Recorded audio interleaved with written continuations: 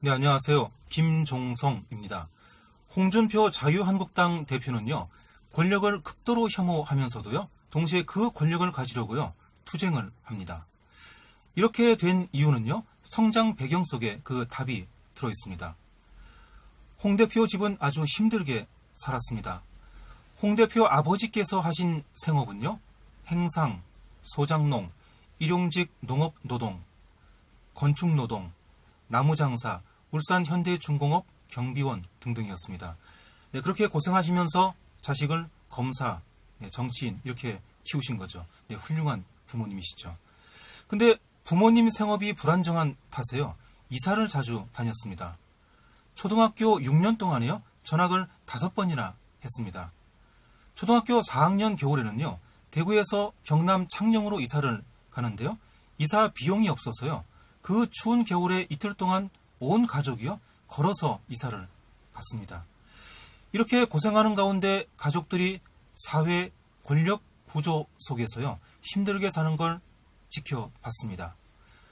부모님 수입만으로는요, 공부에 전념하기가 힘들었습니다. 그래서 형제들이 희생을 해줍니다. 5형제였는데요, 특히 작은 누나하고 여동생이요, 방지 공장 다니면서 홍 대표를 뒷바라지합니다. 형제들이 사회에서 고생을 많이 했겠죠. 또 부모님이 부당한 대우를 받았습니다. 고3 때였습니다. 육사 1차 시험 합격한 직후인데요, 아버지가 훔친 비료를 샀다, 이 작물 취득 혐의를 받습니다. 나중에 무혐의로 밝혀지게 되는데요, 그때는 파출소에 2번이나 가야 됐습니다. 동네 유지가 추진하는 마을 사업에 반대했다는 이유로요, 유지가 누명을 씌운 거였습니다. 아버지가 그 유지한테 용서를 빈 다음에 사건이 끝나죠. 이 사건은 홍 대표를 격분케 합니다.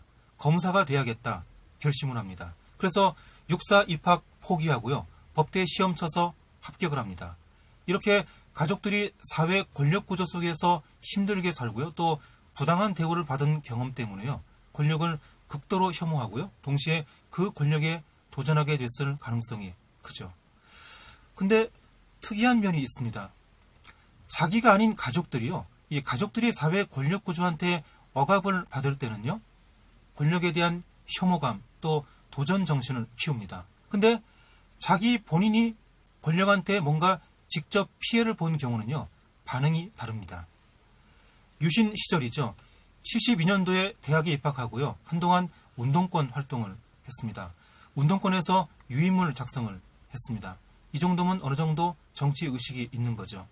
그리고 수사기관에 끌려간 적도 있었고요, 거기서 신체에 타격을 입습니다. 이 정도면 홍 대표 인생에서 운동권 경력이요, 비중이 낮지가 않죠.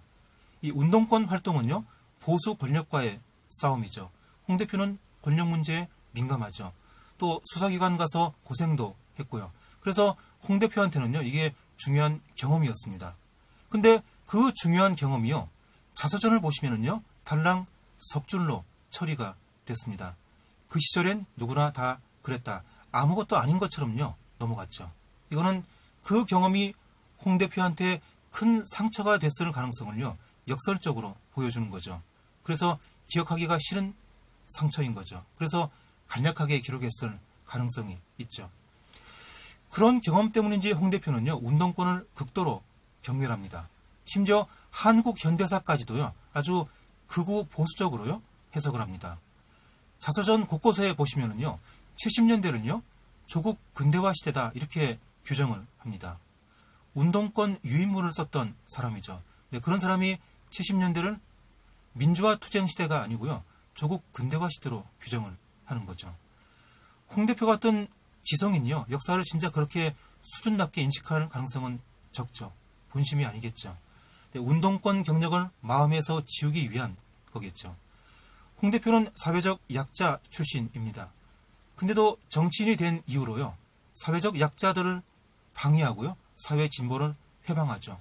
네, 운동권 때 겪은 그 경험, 네, 그걸 마음에서 지우기 위한 행동일 수도 있죠. 홍 대표는 가족이 억압받으면 권력을 혐오하고 도전을 하는데요, 반대로 본인이 직접 상처를 받으면요, 자기를 억압한 그 권력에 대해서요, 타협적인 태도로 바뀝니다. 그리고 그 권력이 싫어하는 걸요, 자기도 함께 싫어합니다. 홍 대표를 억압한 권력은 보수 권력이죠. 그래서 사회적 약자, 사회 진보를 홍 대표가 혐오하는 거죠.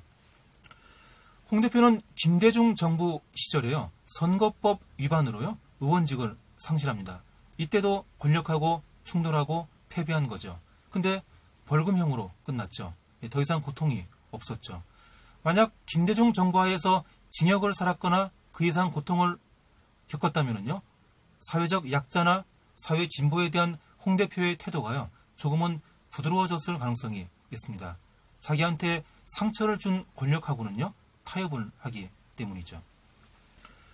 촛불혁명 이후로 보수정당을 이끄는 대표가요, 이렇게 권력에 대해서요, 왜곡된 심리 구조를 갖고 있죠. 안타까운 일입니다. 지금 보수정당이 살아남는 길은요, 큰 안목과 넓은 가슴으로요, 지금 상황을 헤쳐나갈 그런 지도자를 앞세우는 겁니다. 심리 구조가 왜곡이 된 지도자는요, 보수 정당을요, 엉뚱한 방향으로 끌고 갈 가능성이 큽니다. 자기 콤플렉스를 해소하는 목적으로 정당을 움직일 가능성이 있습니다. 홍 대표가 어떤 지도자인지 보수 정당은요, 세심하게 주목을 해볼 필요가 있습니다. 고맙습니다.